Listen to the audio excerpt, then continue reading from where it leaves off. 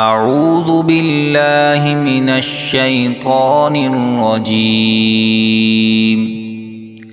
بسم الله الرحمن الرحيم.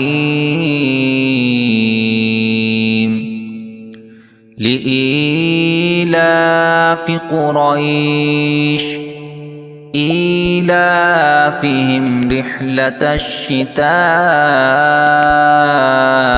والصيف فليعبدوا رب هذا البيت الذي أطعمهم من جوع وآمنهم من خوف.